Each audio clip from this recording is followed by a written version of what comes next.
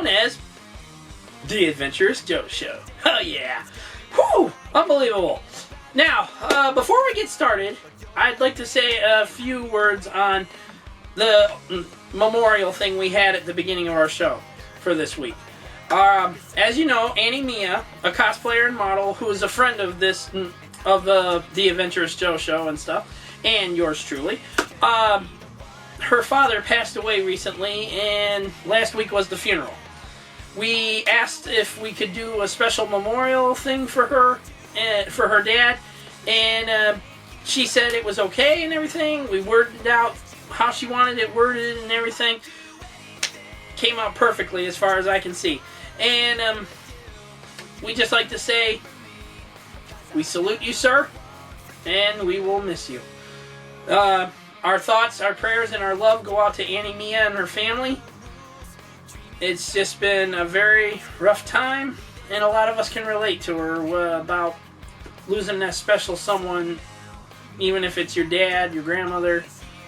And like I've said before, here at the Adventurous Joe Show, whether you're a fan or you're a friend of ours, we do not forget.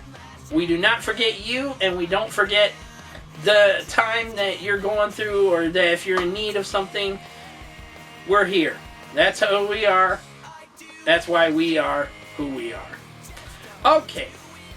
Now, moving on, and let's get started with this week's adventurous stuff. Here we go. Okay. Comic book review of the Superior Spider-Man, All New X-Men, and Indestructible, Hulk team-up, otherwise known as the Arms of the Octopus. Now, as you all know, in the All New X-Men series, the X-Men of the past were brought to our timeline here in the present to help protect and defend what will one day be the future for all mutants and so on and so forth. Superior Spider-Man is Peter Parker's body, but with Otto Octavius' mind in it. Also, Indestructible Hulk got renamed after the Incredible Hulk series took a back seat and decided to go bye-bye. Along with the Hulk series. Thank God for that one. That one was a horrible series. But anyways, now, this is all three of their specials. And it all ties into one coincided event called the Arms of the Octopus. In it, the past, the present, and the future are basically working together to fight an unknown enemy who is somehow manipulating time of some sort. Basically, he's decided to bring Dr. Octopus himself back, one of Hulk's enemies and everything, but there's more to everything than meets the eye, especially when you find out who it is. Now, let's take a look at the artwork.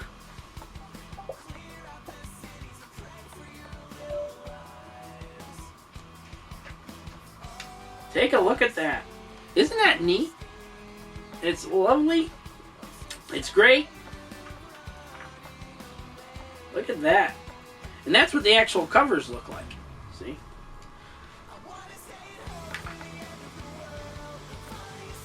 Now, for the price of $14.99, this isn't half bad. Yours truly, however, does not like Superior Spider-Man one damn bit. However, I'm a glutton for punishment and anything that's good. So, here's how it all lays out. Great artwork, terrific storyline, still hate Superior Spider-Man. I'm gonna get the hate mail of the yin-yang on this one. And, last but not least, it's a tie-in of basically 3 different comics in one. So, we're giving it at least an 8 out of 10. It wasn't half bad. The artwork was great. Story was pretty good. But, for the price of $14.99, you'd expect a little more. I mean, seriously. Now, if you get this from Amazon, only costs you around $10. And the $3 and something to ship it. So either way, not that much. So, incredible artwork, great story. Price is $14.99 cover price, but you'd expect a little more out of it, but you get what you pay for. So, we're giving this little baby, The Arms of the Octopus, trade paperback, an 8 out of 10. And last week, if you remember right, I told you we had some big Spider-Man news, but we couldn't tell you about it. We had to confirm it, because everything seemed like rumor at this point when we found out about it. However, confirmation has shown, and we'll tell you about it next. Okay, now, as I said, we'll tell you about it next. Here we go. Last week, we found out some incredibly great news from Marvel that is going to blow you away. Now, as you know, yours truly here does not like the Superior Spider-Man comics at all. However, I'm a glutton for punishment and a good storyline, sometimes good, in the Superior Spider-Man. There is a good storyline and everything, and Otto Octavius is trying to learn to be a superhero, but at the same time, he's still Otto Octavius, the villain. Blackmail, all that other blah blah blah crap.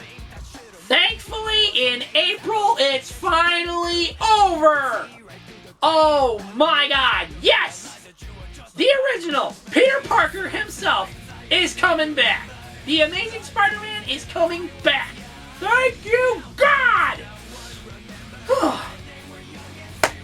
Okay, enough of that. Yes, the Superior Spider-Man is ending with after 30-some issues, and in April, it's over. No more Superior Spider-Man garbage.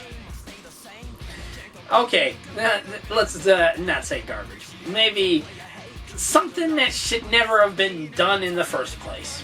Now, ever since Amazing Spider-Man number 700 ended, was the stupidest ending ever, making Otto Octavius the new Spider-Man and everything else in between, while his old body actually died with Peter Parker's mind in it.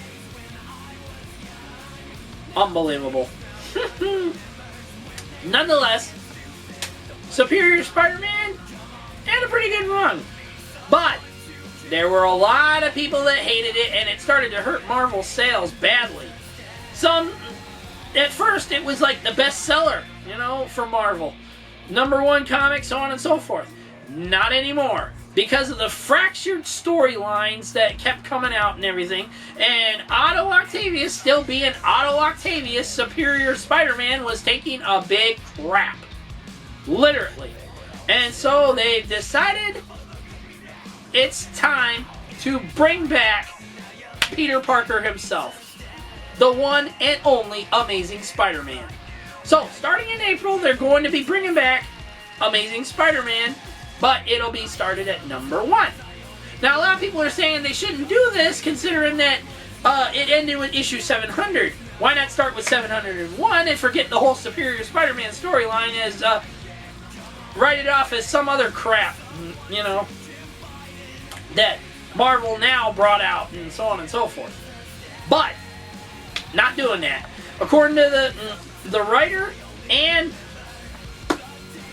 the creator of the Superior Spider-Man, he says he's always had plans to end Superior at a certain point and everything, and bring Peter back. But nobody knows what happens, how it's going to happen, or anything. You have to stick around for the end of Goblin Nation, according to the creator. Creator, writer, and I was just like blown away at this news. I'm like, are you serious?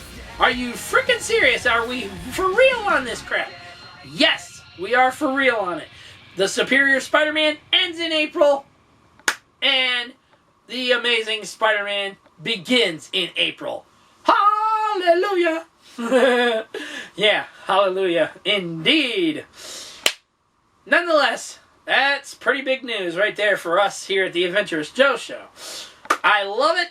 I can't wait for the original Spider-Man to come back. But the real question is now, that Superior Spider-Man screwed up everything.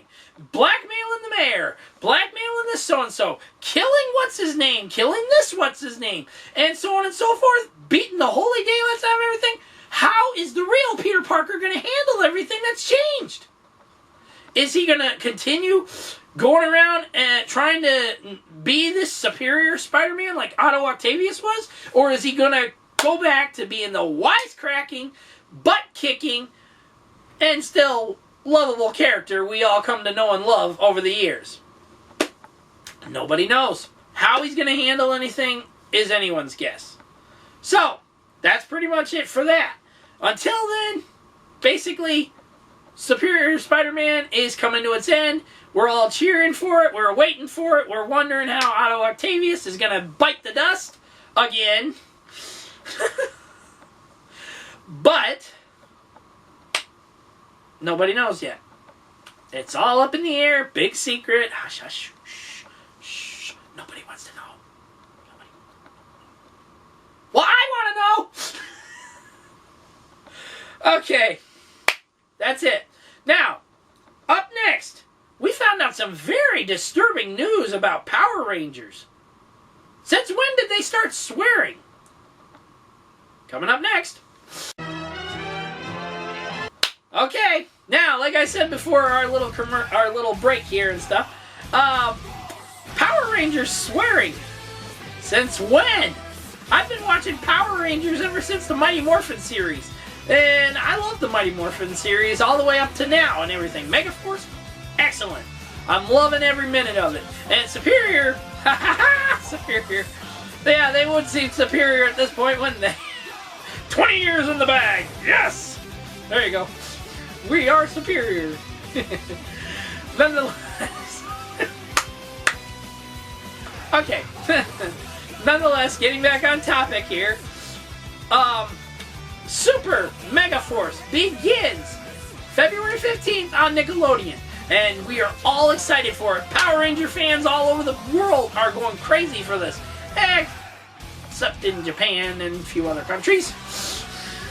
But speaking of Power Rangers in Japan, did you know the Go Kaiser series, Sentai, whatever, they swear? Oh yeah! That's nothing you would hear in the American language. No! The American version of the Power Rangers is so kid-friendly and teenage-friendly, there's no swearing, there's no cussing. Japanese version, there is a lot of cussing in it. Seriously. They go from everything from damn it, bastard, calling the bad guy an asshole. The bad guys even calling them names and crap that are profane, and I'm like, holy crud! I didn't believe this at first until a couple of fans wrote me and says, hey, did you know, how big of a Power Ranger fan are you? I was like, I'm a pretty good one. I love all the series and stuff. Why? Have you ever seen the Go Kaiser series? Huh? I was like, no, I've never seen the Japanese Power Rangers. Never seen it. And, you know they swear in it, they said? They do? I had to see it for myself. I actually checked it out on YouTube and was watching it non-stop. One way after another, somehow, some way, in the lines, swearing. Damn it, one says. Bastard, another one says. The bad guy says, just before he dies, he says, I hate you, asshole, Go Kaiser. And I'm like, what the hell? I'm like, this is what they show the kids in Japan? I thought Pokemon was bad in Japanese. Holy crud. This blew me away. I was just like, oh my god. My mom let my kid brother watch Power Rangers with me growing up and everything, and she would have never let him watch this. Ooh, unbelievable show.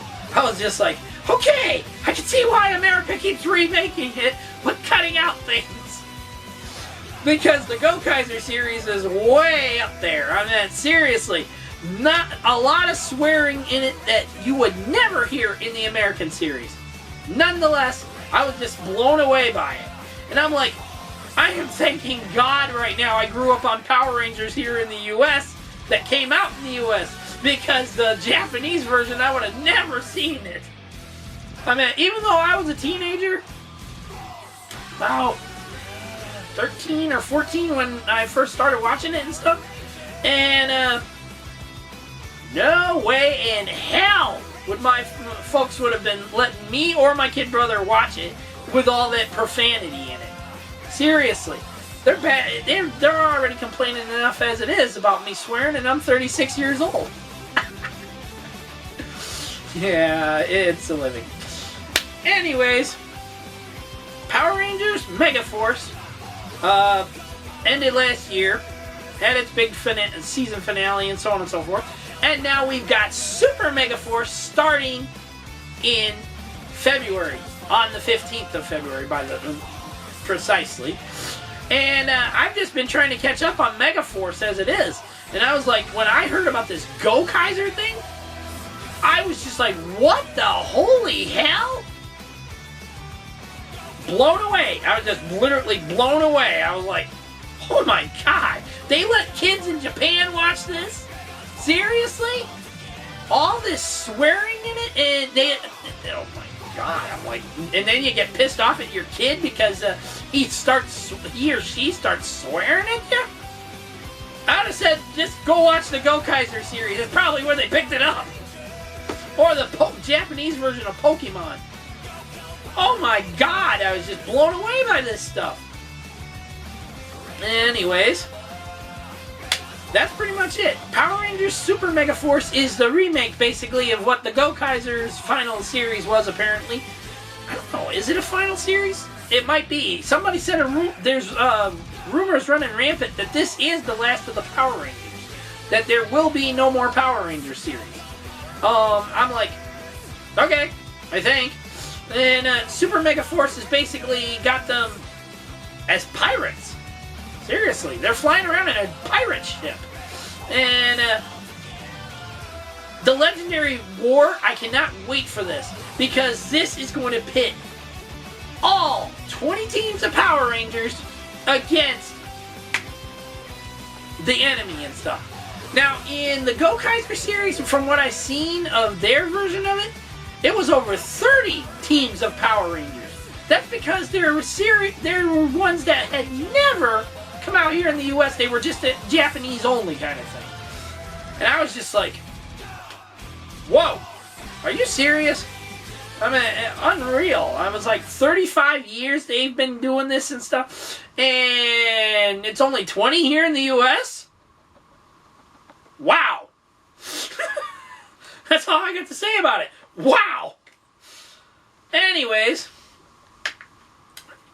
like I said, Super Megaforce, I cannot wait for it. I am enjoying Megaforce as it is, and I love how they redid the Power Rangers theme. No more other written themes like they did and stuff that, really didn't coincide with it. Now, when they started Power Rangers Samurai and then Super Samurai and then Megaforce, they started the theme over as the regular Mighty Morphin theme, but a brand new beat to it and everything. And I was enjoying it. I mean, I love how it introduces each one of the characters saying their name and stuff, and then so on and so forth, before it shows them, the whole Power Rangers thing and stuff. And I was just like, I love this series. I'm loving this series. I love the fact they went back, redid the song, the theme song and everything. And, I don't have a problem with any of the Power Ranger theme songs. It's just that some of them, not really keen on remembering them all and stuff. Now, in the case of Megaforce, Mighty Morphin, and so on and so forth, I can remember those. I can remember a lot of those. Okay, now, that's it for Power Ranger news. Whew. Unbelievable, huh? Still, I still can't believe Japanese complain about us and the whole porn industry and all that kind of stuff, and yet they're allowing kids to watch Go Kaiser swear their heads off. Wow. Okay, moving on now to our video game review. Let's go. Okay, I finally did it. I beat Dead Island Riptide, and I hated the ending so badly. Ending sucked for this game. Epic frickin' fail for this game. Okay, spoiler alert, people, because get ready, part of this review is going to spoil the crap out of everything for you, if you haven't played the game already. And those of you who have, you already know what I'm about to tell you. 1. Gameplay is still the same. It pretty much is just like the original Dead Island, except it's added more ways for you to earn money faster, get money faster, so you can upgrade faster and stuff. I mean, I was only on chapter 10, and I already had all of my character leveled up and everything. His abilities tree, his weapons tree, so on and so forth. All of them were already filled. I was like, huh, what more can I do in this game? Seriously. There was no point in things except to repair my weapons every chance I got and stuff. Which I enjoyed a lot of the killing of the zombies and stuff in this one. Because there was so much more ways to do it. And you know, without just getting your ass kicked every time or whatever. Now, some cases, like the bigger characters, like this one that's a mutated, some kind of a mutant thing. He's got this big club on his hand and stuff. Seriously, his big hand is a club. And he goes like this and he will swing that frickin' thing right at you and everything. And try to kill you with it. Now, there's one thing though. In the case of the gameplay, there's also the story. The story picks up basically where Dead Island ends. Then it goes back to the island. It gets all fracked up again. Ugh. Nevertheless, story was pretty much the same. Fight the zombies, try to survive, so on and so forth. Except, here comes your spoiler alert. You have been warned. The mutagen in your system that's keeping you from turning into a zombie and stuff, making you being called the immune, okay? You're immune for a reason because of this mutagen, but there's a side effect. And here comes your spoiler alert I warned you about. The side effect is, if you use it too much, if the rage gets to you too much, and you use that rage too much, you will turn into a zombie. You will turn into one of those frickin' mutant things. Unbelievable. And the ending to the game itself, very unbelievable. And disappointing. Because you turn into a zombie from using the mutagen too much. Here's how it all breaks down.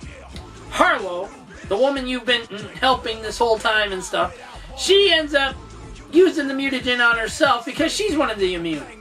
She uses it on herself and she turns into a raging zombie maniac. She tries to kill you with a chainsaw and everything else.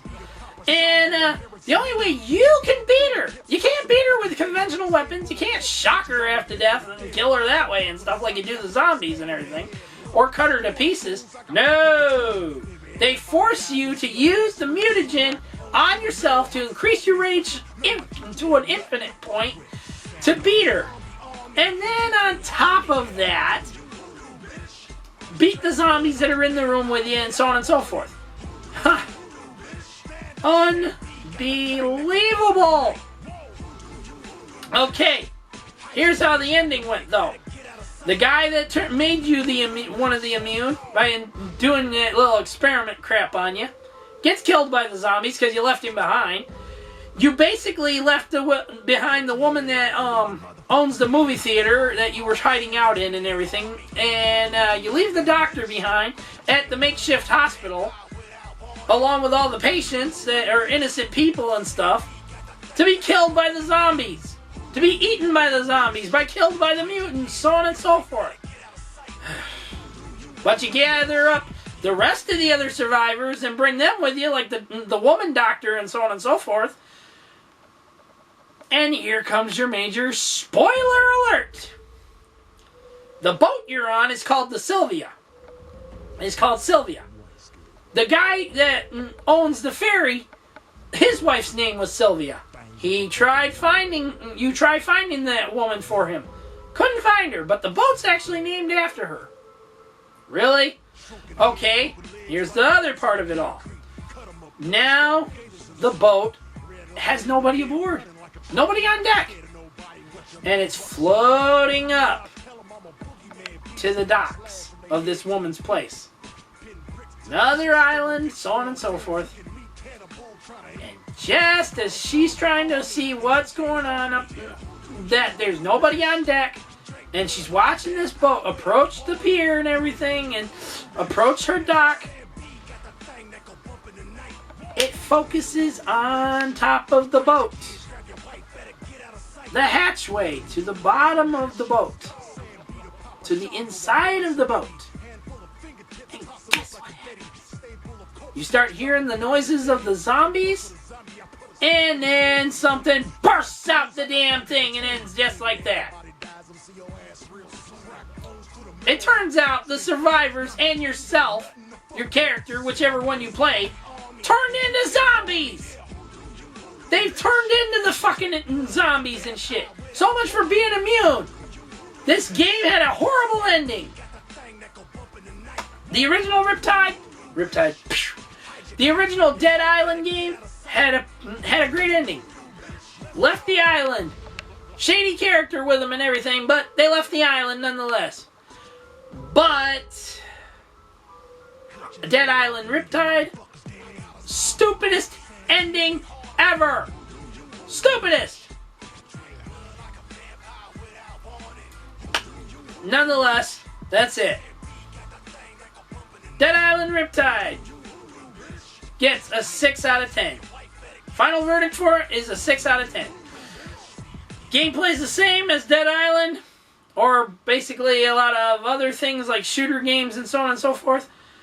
However, the ending is what made it earn the 6 out of 10, because you turning into one of those things when you're supposed to be immune, and because of mutagen in your system and shit that's making you immune.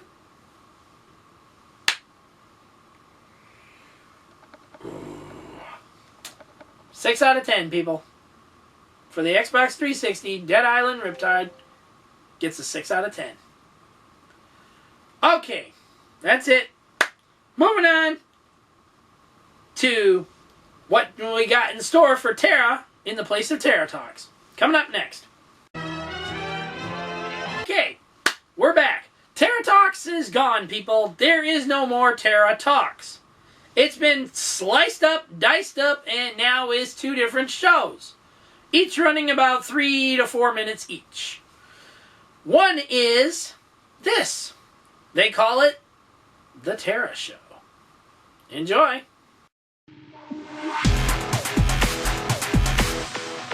Hey guys, and welcome to the first episode of The Tara Show. This is going to be a show where I choose one topic and try to make a discussion out of it. Every Tuesday, a new show will be uploaded, and I will use your clever remarks, feedback, ideas, and arguments for new show topics. So, even though this is going to be a monologue, hopefully it feels like I'm talking with you and not just at you. Last week, Nintendo reported its financial results. The quarterly numbers are not that good, but the Wii U sales are terrible. The game company hoped to sell 9 million units by the end of March 2014, and now they've slashed that number to only 2.9 million by the end of the quarter. 2.9 million units? Back when the Wii U launched, they were expecting to sell 4 million units by the end of 2013 March. So that means 1 year later, they're not even expecting to hit the 4 million mark, or get even close. What do you guys think about the poor sales of the Wii U? Do people even really understand the difference between the Wii and the Wii U other than just the gamepad? What is it that makes the Wii U so special that people would want to buy it? Personally, I think the only cool thing about it is its remake games. I mean, sure, there are a few cute games on there that are more exclusive and that aren't remakes, but still, mostly it's just Paper Mario, new Super Mario Brothers, new Donkey Kongs, and all of that kind of stuff. And before we actually jump into talking about the game specifically, I mean, what do you think about gaming on a second screen and how that works out? Do you think it's actually something that's revolutionary, or is it just way too gimmicky? So regarding the games, it was reported that The Legend of Zelda The Wind Waker HD would push the sales and maybe Super Mario 3D World would, but none of them have done the trick so far. I mean, what is it that the Wii U users have to look forward to? Is there anything that can actually push sales and make it worth it? We have Mario Kart 8, Super Smash Bros., and Donkey Kong Tropical Freeze to look forward to, but then again, it's more of the same. How long can people have their attentions kept by just a better version or another version with a different story of the exact same game that's been going on since, like, what, the 80s? Bayonetta 2 is something that might actually do it. I don't think in itself it's going to actually push the sales enough to save the system, but I think that that's something to definitely look forward to. Bayonetta is a great franchise, but I don't know if it's enough to make people just go out and buy a Wii in mass amounts. Hyrule Warriors is a mix between Dynasty Warriors and Zelda. This is a pretty cool game as well, but again, do you think it's going to spark that much interest in everyone to just go out and spend hundreds of dollars on a console? If Super Mario can't do it and Zelda can't do it, do you think there's really anything that can save this tier 2 console? I don't know. In the console wars, it's pretty much just like, definitely not even mentioned. But what exactly do you guys think? Don't forget to share your opinions in the comments. We'll be reading them, going over them, and making sure we talk about them in next week's show. Also, if you have any topics that you would like me to talk about that are in the current gaming world, I'm open to it. For next week, I'm most likely going to talk about the future of World of Warcraft. How long until they pull the plug? Do you think this game should become free to play? And what are your best memories of playing World of Warcraft?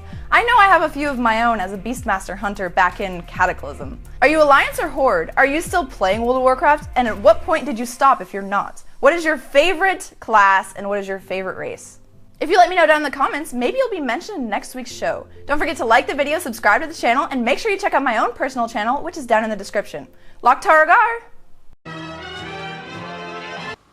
There you go. The Tara Show.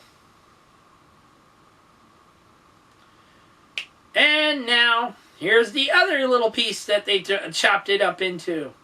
The video game news with Tara Babcock. It's known as Newsflash. Brought to you by Zoomin.TV Games. Enjoy! Wow, the gaming scene has had some bizarre days this week. League of Legends is blocked in the UK by the government porn filter, the last true Resident Evil returns, and the PlayStation 4 might be corrupting your save files. But first, let's get things started with the success of the online open world survival game, Rust.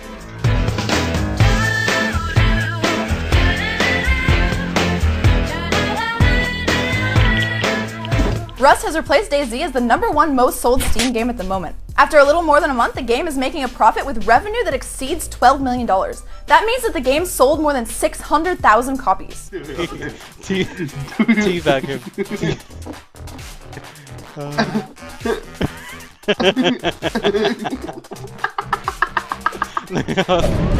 I'm okay. Get there. Lucasfilm is no longer claiming ownership over the name Star Wars 1313. This vaporizes any chance of seeing the game in stores.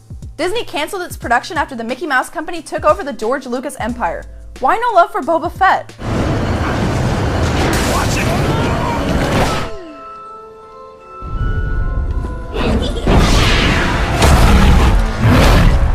Gamers in the UK might have difficulty updating their League of Legends client because the government recognizes some of the files as sexual content. As the UK is blocking porn URLs, there might be some difficulty downloading files like Varus Expiration Timer, which has the letters S, E, and X right next to each other. Varus Expiration Timer. Hot.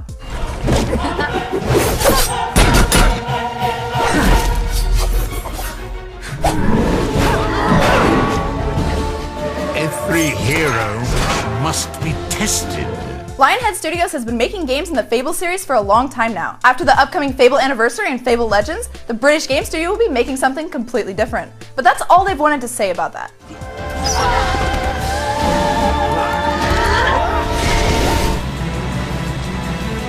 Farm Simulator and JRPG Rune Factory 4 will not be released for the Nintendo 3DS in Europe. Japanese developer Neverland filed for bankruptcy last year, and now game publisher Marvelous has announced a cancellation of the game. We don't know what this means for the future of the Rune Factory franchise.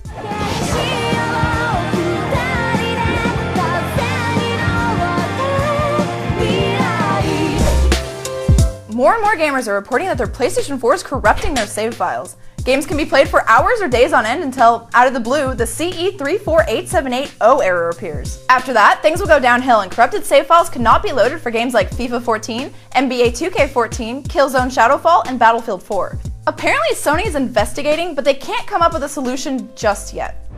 For every triumph, a defeat.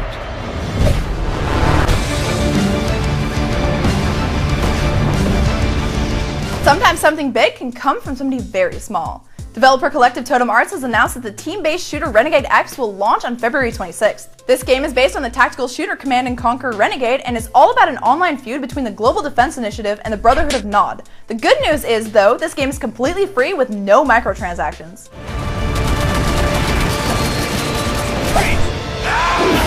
Vayan por detrás. Some call Resident Evil 4 the last true Resident Evil game. Well, good news, Capcom is publishing this game on Steam and they gave it a graphical overhaul. Resident Evil 4 Ultimate HD will be available on Steam for $20 and €20 on February 28th. I'm coming for you! All fans of courtroom drama can rejoice because the original trilogy of the Phoenix Wright series is going to be ported to the 3DS. There is one issue though. The game has only been announced for the Japanese market. The Japanese game does have an English option, so if you own a Japanese 3DS, you're lucky.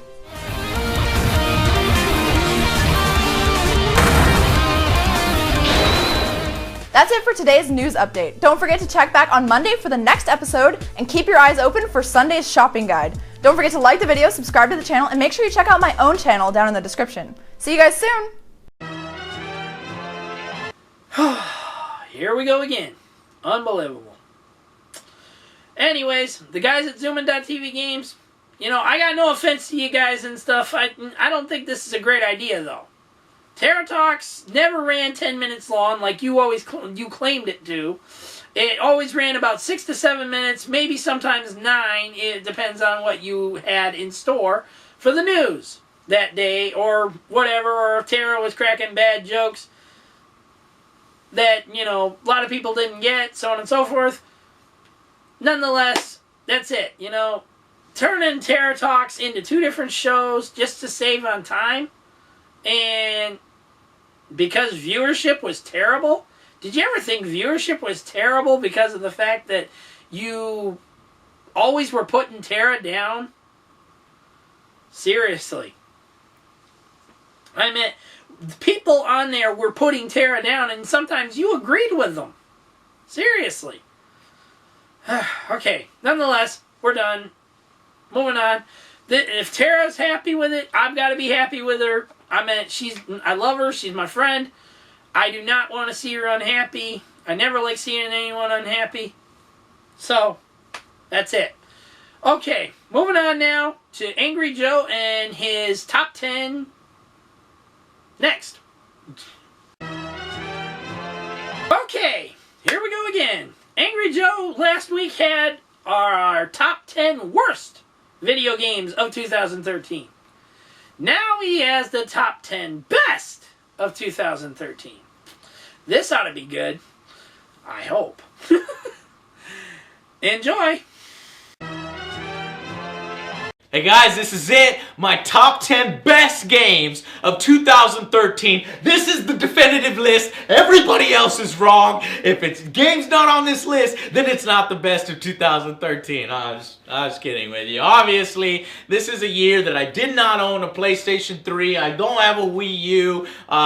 So games like The Last of Us or Super Mario 3D Worlds aren't gonna be on the list. Fire Emblem Awakening is probably one I've seen on a ton of lists that could make it, but I don't have a 3DS. So these are the top 10 best games of the year that I've played. Now, if you don't agree with me, I want to see you make your own in the comments. 10, it's a little bit harder to do than you think when you get towards the end of the list. But I think I got some pretty creative ones, and ones that deserve recognition. So these are the top 10 best games of 2013.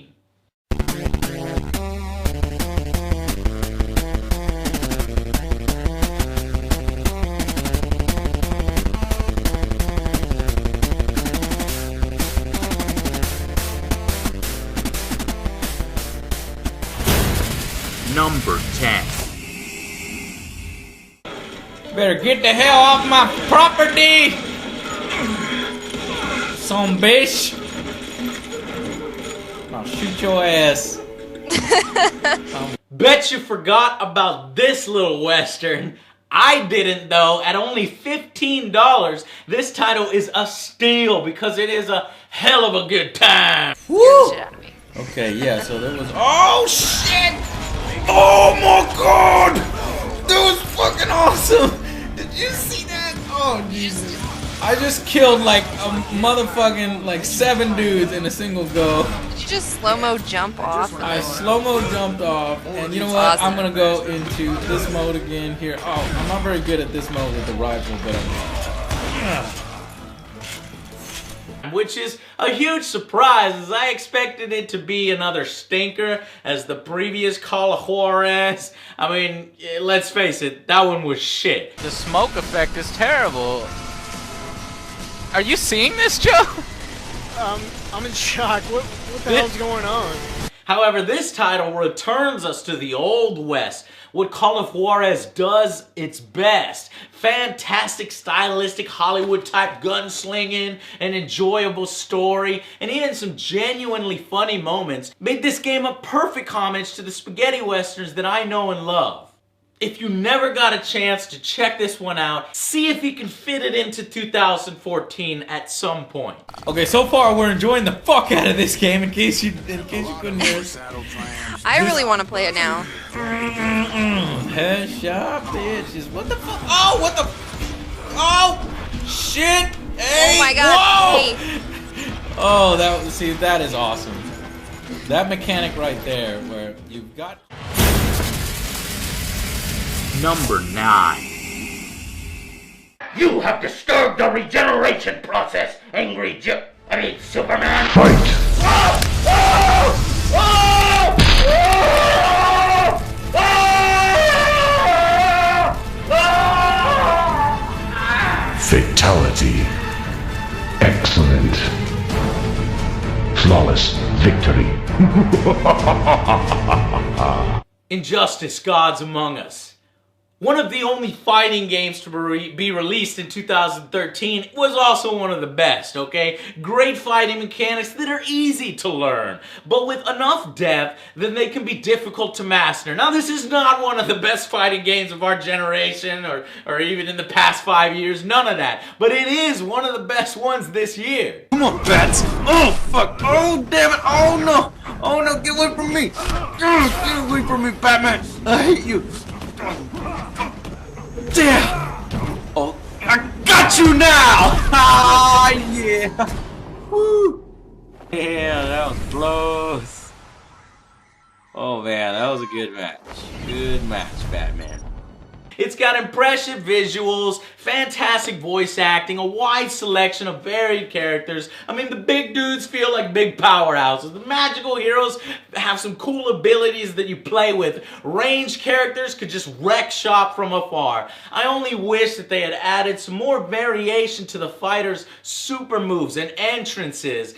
You know, those animations, I had that concern from day one, and it really needs to be improved. In any event, the constant updates, the new and interesting fighters, and fresh costume DLCs have kept Injustice going. And while the story was shorter than the recent Mortal Kombat reboot, it was still a wild Elsewhere's ride, as we got to see one evil, maniacal Superman do some pretty fucked up shit. That's enough! We can't do this! Have you gone nuts? Lois would never want it. Just...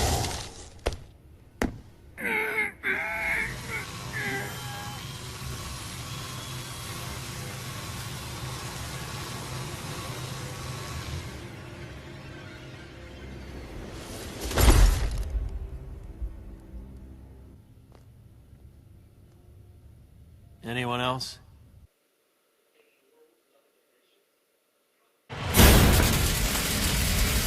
Number 8. Welcome to the future. The year is 2007. Nuclear war has nearly destroyed our planet. Now, an evil presence seeks to enslave what's left of humanity. And there's only one thing that can stop it.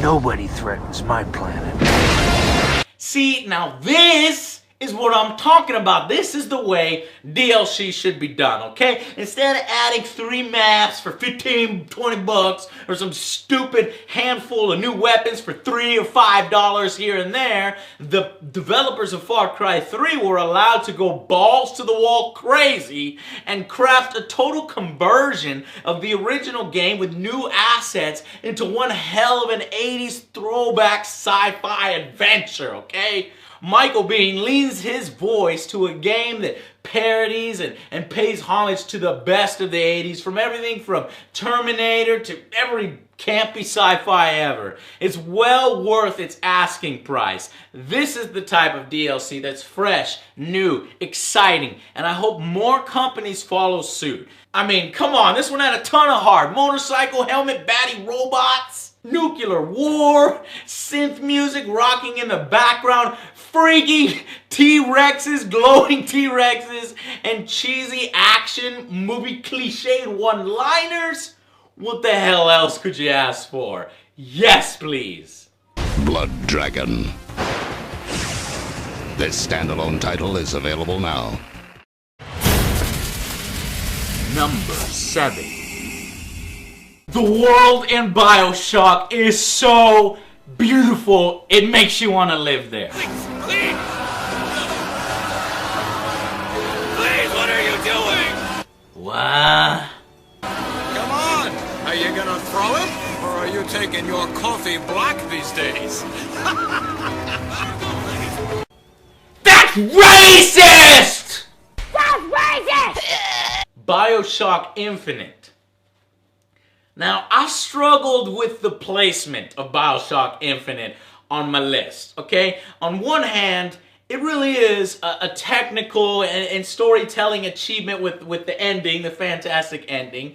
The world of Columbia is a sight to behold and a welcome, interesting concept to complement its underwater brother. And I really enjoyed it when it came out. But on the other hand, the more I think about it, the gameplay has been slightly dumbed down from the past, crafted far more as a straight-up shooter than ever before. A damn good shooter, with less and less emphasis on some of its RPG elements. Stuff that I really would have liked. It also has one mega story point that has been bothering me more and more. The fact that a fantastic hero character, female too, like Daisy, who fights for not only equal rights amongst the blacks that are being systematically oppressed, but also just a symbol for all peoples against tyranny, against this madman prophet. I mean, that was great. So it feels a bit cheap and odd to use and just exploit her character to suddenly become this sick, disgusting person, a turncoat who would think it's okay to murder children, justify her means. Why would they take a symbol and hero to this world's minorities and someone who gamers and females could look up to and turn her into a fucking bad guy? Well, so they can switch it up with a poorly thought out twist so you can fight the Vox Populi. You know, the very same guys that we were supposed to sympathize with. And all this to make this really creepy commentary, if you think about it, that both sides are just as bad? When it comes down to it, the only difference between Comstock and Fitzroy is how you spell it. No, they're not. They're only that bad because the writers wrote, you know, the Vox Populi to do that. This whole, you know, which side would you choose thing was stupid. And that's why it came down a little bit. Why would anyone want to side with the racist assholes of Columbia and their fucking literal white sheets? I don't know. It felt wrong. It felt creepy. It just felt exploitative just for a stupid reason to fight the in-game character models of your allies. Those two complaints aside, I know I kind of shit on the game for a little while there. Those aside, the game is fantastic. The whole of its parts overcome all that. I mean, the game has so many genuine moments in it that get you to feel for it, along with some fun, new fun power combinations, a satisfying journey, an interesting journey by its end, that it still deserves a place on this list. And I know I'm going to get 1,000 comments that says, oh, it was only like that because it's an alternate universe. No, it was only like that because it was written to do this double-sided thing so that you can fucking play the board game as the racists or the Vox Populi because they're equally as bad. No, they're not. The Vox Populi were good guys, and Daisy should have been one of the best hero characters of 2013. Of course, she's not. They fucked it up. This is what needs to be done. You see, the founders ain't nothing but weeds. Cut them down and they just grow back. If you want to get rid of the weed, you gotta pull it up from the root. It's the only way to get...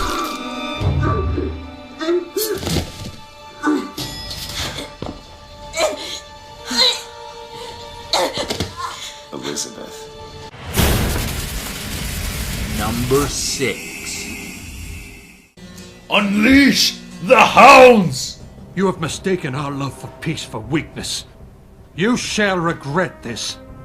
Shut your smug face up. How dare you march armies next to my cities and then say you only want peace? I'll give you peace. Apocalypse is here. Boom! Holy shit. I love strategy games, and Civilization V was among the best games of 2010. While the men of learning play with their quill pens, sire, the city's defenses remain as thin as parchment! Build city wall! To war! Science! War! Science! War! Science! Science!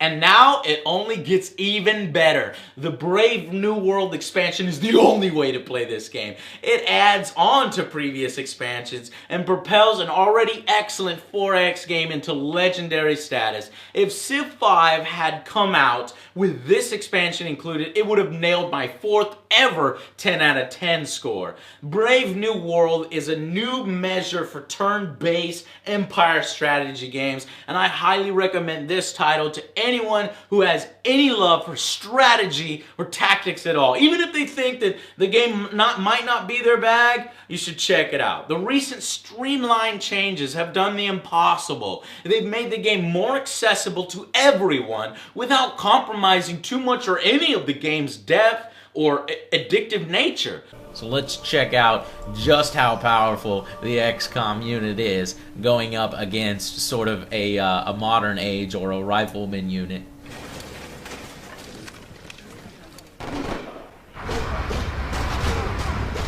Boom! Ha! I didn't even take any damage, nobody got killed, and we just pew pew pew! Just like fucking just destroyed them. They are gonna help me win this war. This one adds new civilizations to meet or play as or conquer. It adds a bunch of new units, ideologies, trade caravans on the map, numerous multiplayer improvements, which is super important, better cultural victory conditions with great works and even rock bands that you could send to your enemies. All these and some fantastic game additions just enrich the experience. This is still the undisputed king of its genre. This expansion only cements it for some time to come. If you've ever wanted to feel that just one more turn itch that I do, Civilization Brave New World has you covered. Oh, you want peace now, Washington? I don't think so. Philadelphia is mine. Number 5.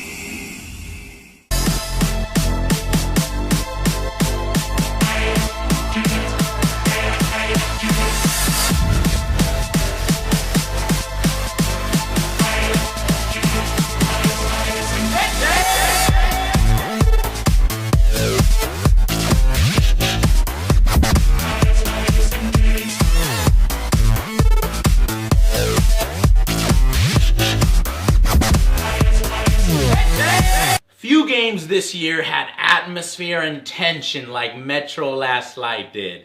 I mean, players found themselves tightly gripping their freaking controllers or leaning in like hell into their computer chairs throughout this entire experience. Oh fuck. Oh shit! Oh fuck! Oh shit! Oh I'm flying! Oh not in the water! Oh my god! Put me down! Oh fuck! Oh my god, he is fucking. Oh shit, I can't see him fucking. In addition to looking fantastic with some AAA visuals, the game had some fantastic and memorable gameplay sections for a first-person shooter. This is a shining example of that genre and what it can do, and one from a company that is committed to continually improving its game in significant ways rather than the fucking yearly copy-paste updates that we get or we're used to. Critics praised it, saying it belongs in the company of a Half-Life, that it's a masterpiece, like an art film compared to a soulless blockbuster. And you know what?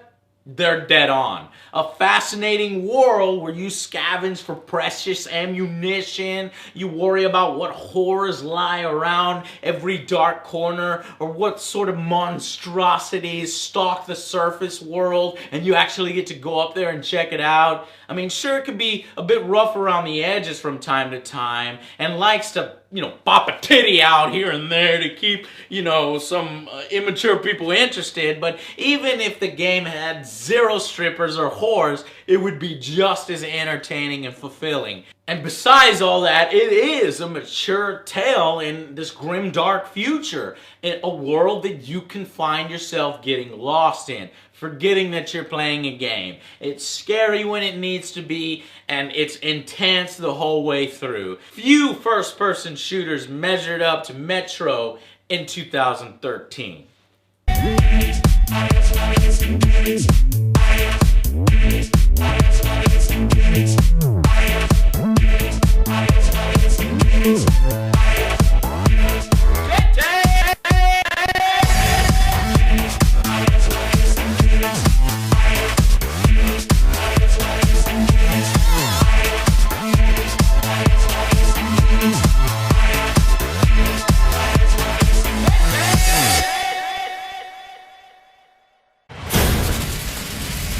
Number 4.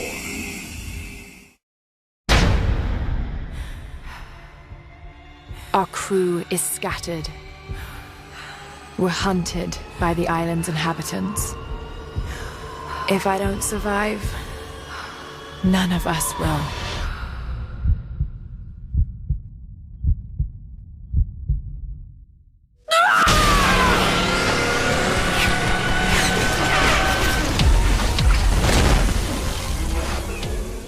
I'll admit, I was never a huge Laura fan. Her games felt clunky, stiff, and at times, boring to me personally. Though I did play them, there's no doubt about that, and there were tons of great aspects to them.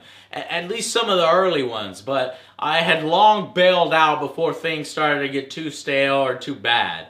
And if there was any franchise that needed a reboot, I felt Tomb Raider was a fantastic choice. The franchise had inspired some of the better platformers since, including the excellent Uncharted series.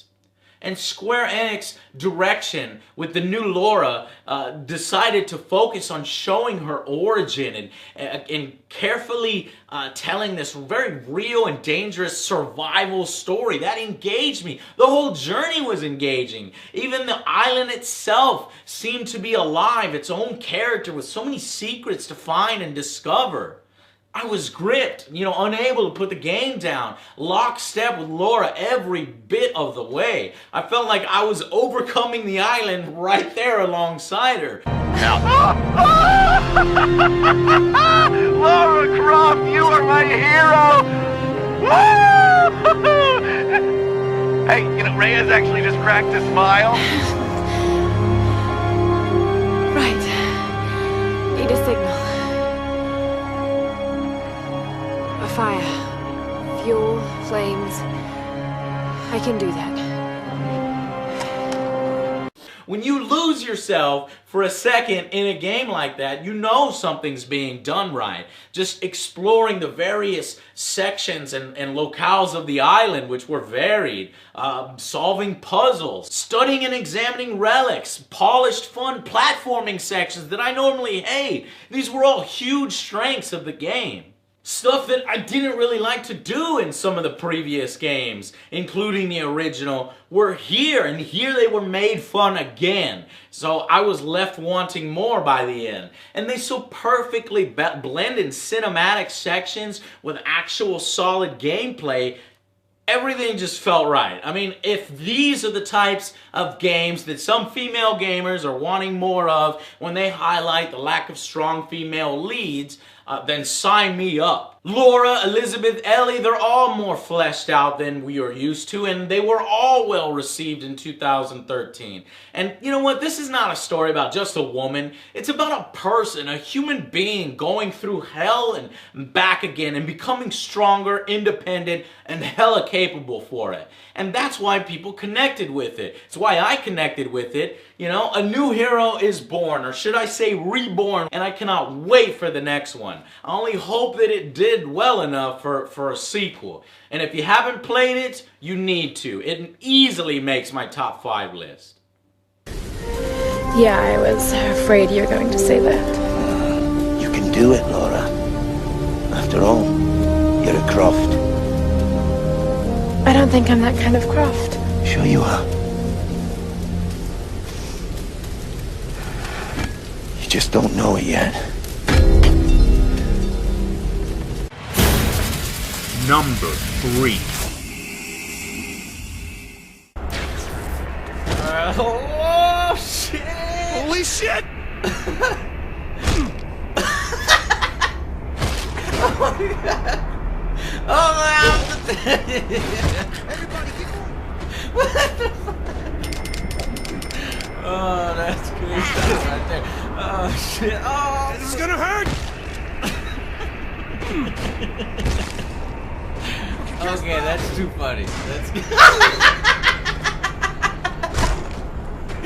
Oh, that's good. Saints Row 4 was simply just a fun experience. Yes, I know that annoys some verbose critics to say, oh, it's fun, but it's fucking true. The game is a damn good time. Yes, its story is wacky as hell. It doesn't have the depth of some of the other open world games this year, but what it does have is bucket loads of charm. This is so freaking over the top, so dumb and stupid that you can't help but like it. I mean, you're the freaking president of the United States repelling an alien invasion wherein you get superpowers in a wide open city and a virtual simulation. The premise alone should tell you what the hell you're in store for. Hey, boss! Not now, King. I'm in the zone.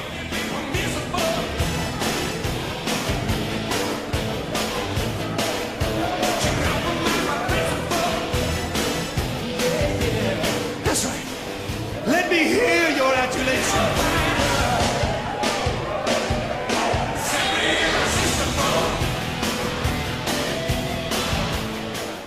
I mean, it would have been incredibly easy for this game to continue the disappointment from Saints Row 3. And there were so many fears that this was simply just repackaged DLC. But I think Saints Row 4 manages to not only overcome those things, but put in some great new mechanics, like the superpowers. But it offers us a ton of value in its single and cooperative gameplay modes. So few games take off all their restrictions, their training wheels like this one does, and let you just literally go wild, breaking the game balance in the process and not even care about it. Well, this one does. It's constantly making pop culture references. Come get it.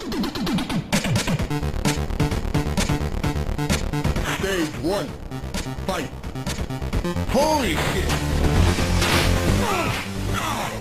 You're too late, John. You'll never defeat Martin Logan. Eat a dick. It's got great visual style and voice acting, and you could tell that the game is just one huge ass party. A party where you are the center of attention. And while it doesn't have the perfect balance of wacky and seriousness, the fantastic customization depth, or the emotional pull from Saints Row 2, it doesn't necessarily need to copy its older brother in that way. It goes for something completely different. It brings back fan favorite characters and just unleashes everything it has in a single volley in its current engine and just lets it all hang loose, okay? This is not a game to take seriously, and it's maybe one that you have to be in the mood for, but it is in fact one of the better open world experiences of 2013, that's for sure. Don't be mad. Fuck me! Ass! Oh! You gotta do what exactly? Huh? Bravado me to death? I'm going to have fun breaking you. Number 2.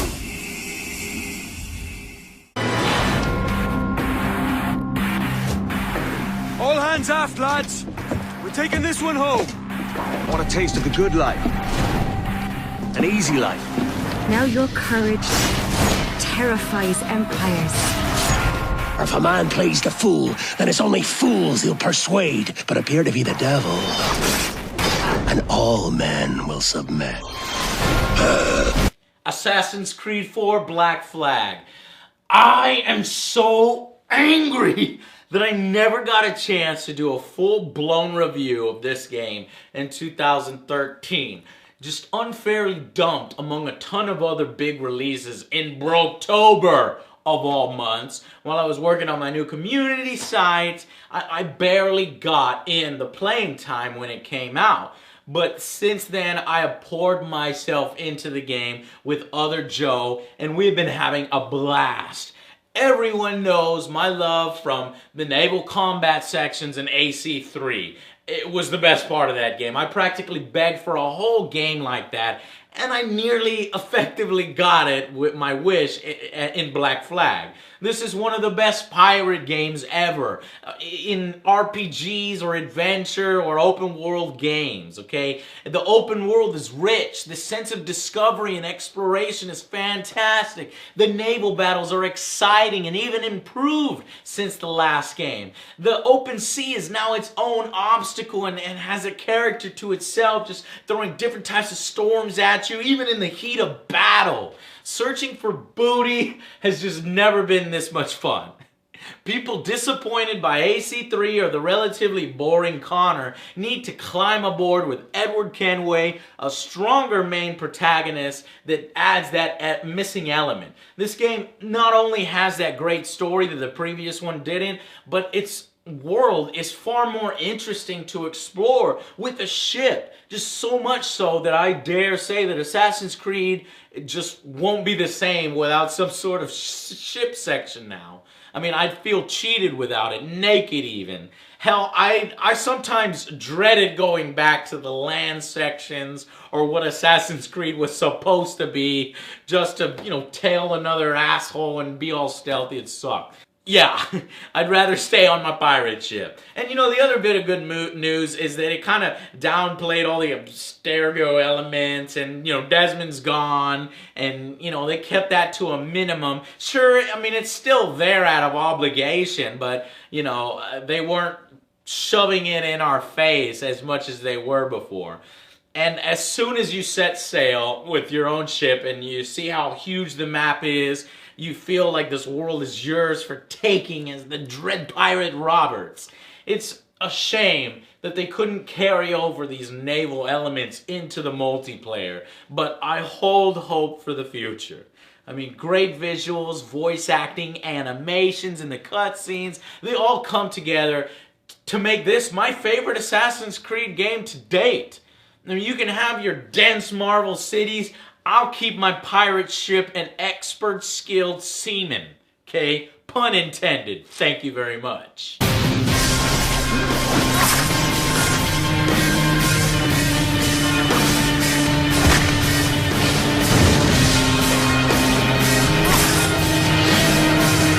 Send them to hell!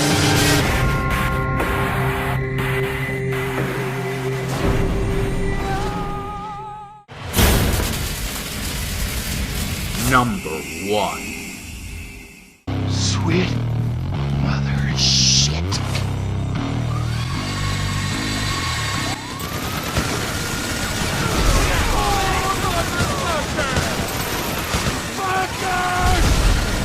That'll do it! And the price of gas keeps on rising! Collateral damage, T! I got a minigun, you humorless prick! They got eyes in the sky! T! Down the front! It's gifting! Look out! It's coming down! Nice work, T! Thank you! Now let's get the fuck out of here! Incoming! Alright, this one was a little bit predictable, wasn't it? But still, it's hard to deny how much value we got out of this $60 game on the last gen consoles. This is as AAA's come. Rockstar has done it again. You know, it could have felt disjointed or become a disaster with 3 different protagonists, each different from each other, with their own stories and obstacles to overcome, but it was masterfully executed, and it provided a brand new element to be able to experience things from different angles, and just always have something fresh going on or to go visit. And another great addition was the heists. Every bit as good as one of the Hollywood blockbuster movies about robbing a bank and getting into a gun battle with the cops. These were so much fun to plan and execute. Here's what I think. We have 2 options. The new security software goes into containment mode in case of emergency, you know, earthquakes, mudslides, acts of God. So we could plant some fire bombs. They go bang! The emergency call goes out. We hijack it, show up as firemen, and then we grab the containment drive. Or we could hack the system on site. We'll go in by air. Hope we don't run into too much physical resistance. Sounds relaxing. Either bombing an office ran by a division of corrupt government psychos or defeating one of the world's most complex security systems using our worthless-ass ninja skills, huh? Yeah. Eeny, meeny, miny, mo. Here's how you break it down. The voice acting was superb, the missions had good variety, the graphics and cinematics make Grand Theft Auto look more realistic than it's ever been in this massive open world. And all this in an interesting story filled with great side quests. It would be an achievement on its own, topping the list even. But it goes further than that by adding Grand Theft Auto Online. Yes, it was a disaster at launch. Yes, the hacks and cheaters are a huge issue. And yes, it's taking forever for them to release the promised content like the fucking heists. But it was a unique and impressive feat. And when everything is working, it's great. Especially if you've had the pleasure of running around with a full crew of your most trusted homies. Grand Theft Auto 5 is a masterpiece. And in my opinion, simply the best game of 2013. So if you disagree with that list, or you have your own, leave it in the comments so I can check it out. Maybe check out some of the other games that I should have put on there. And I'll see you guys on the next Angry Joe Show.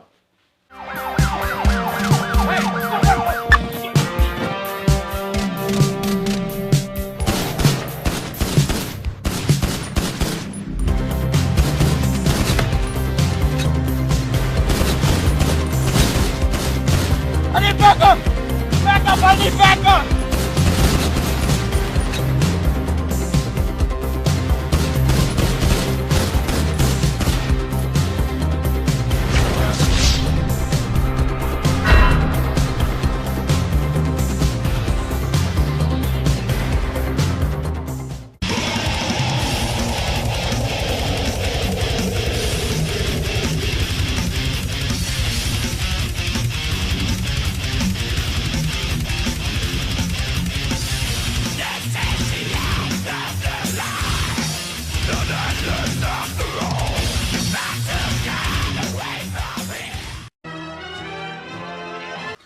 Okay, people, there you have it. Top 10 best video games of 2013.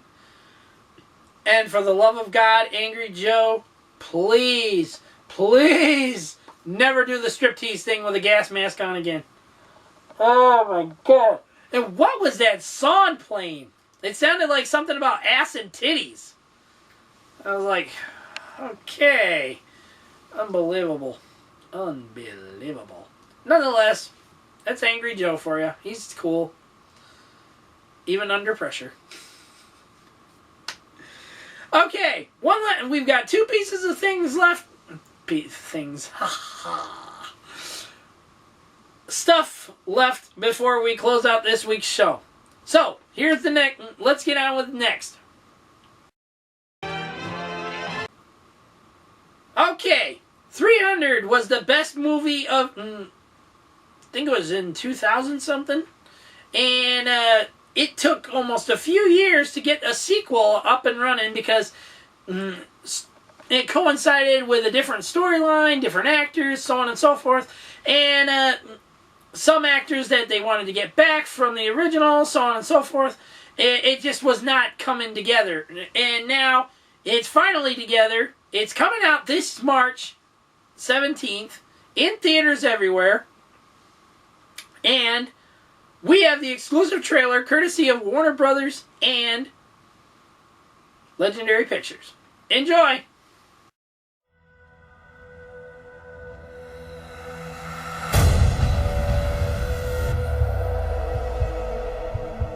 The ecstasy of steel and flesh. Sweat of muscle and rage.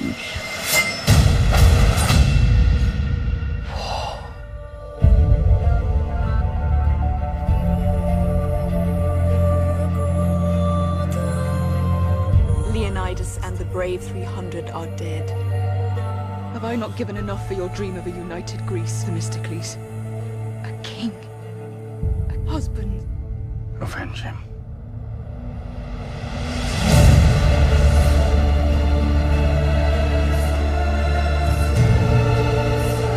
Only the gods can defeat the Greeks. You will be a god king.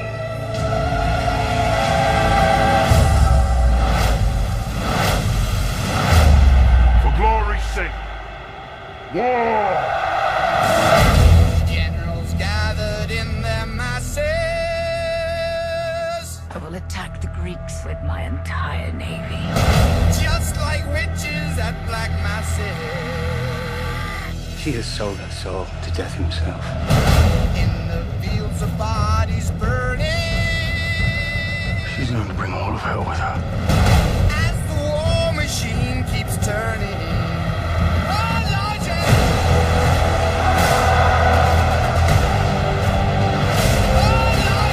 Today we will dance across the backs of dead Greeks. You're no god. You're just a man.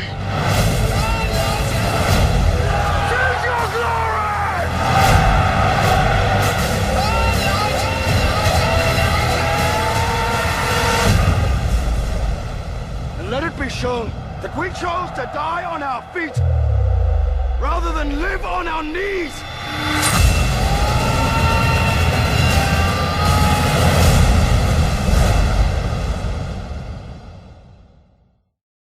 Go 300 Rise of an Empire. Ooh, mama. I plan to go see it because I'm going to do a good movie review on it. I love 300. That movie was just god freaking awesome. Ooh. Okay, enough of that. No more yawning. Okay, now, our final part of the show, coming up next. Okay, people, as you know, every week on the Adventurous Joe Show, just before we close out for the night, the week, whatever, it is time for the Cosplayer of the Week. Now, as everyone knows, Wizard World Portland is taking place right now, where Ivy Doom Kitty and a few others are at. And amazing, I think it's called Amazing Arizona Comic-Con is taking place this week as well. And Jessica Nigri, Annie Mia, and a few others are going to be there as well. And speaking of Nigri, she is our Cosplayer of the Week. Yes! Awesome lady to know. Beautiful woman. Great cosplayer. Nice model. I mean, and a bit of a goofball. I mean, when it comes to her Mail Monday videos, you have not seen anything. I swear.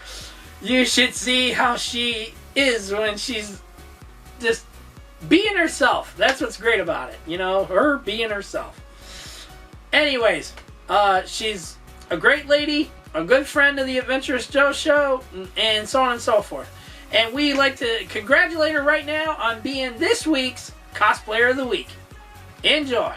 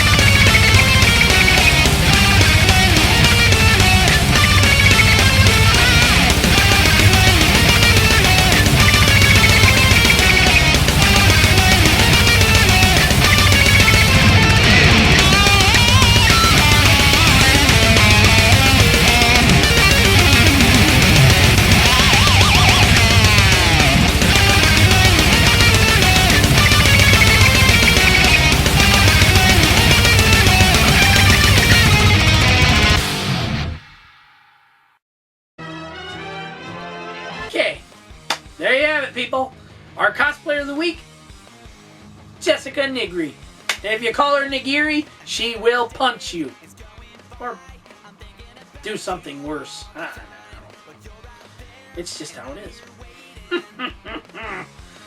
I dare not call her Nigri or Nigiri. That's sushi. She is Nigri. Oh my god. I'm losing my mind today. Okay. Nonetheless, that's it. We're done here. That's it for this week's Adventurous Joe show. I have been your host, Joseph Michaels, along with the lovely and talented Miss Tara Babcock, our awesome as hell Angry Joe, and the guys at Zoomin.TV Games, our awesome Avasi. A special congratulations once again to our Cosplayer of the Week, Jessica Nigri, and once again, a special shout out to our friend Annie Mia and her family for the loss of her dad, and who was an awesome Annie dad, honorable soldier, and a great man, nonetheless. Sir, we salute you, and Godspeed to all that you do up in heaven and so on and so forth. Okay, people, that's it. We'll see y'all next week. Peace out. May the Force be with you. And may the power protect you. See ya.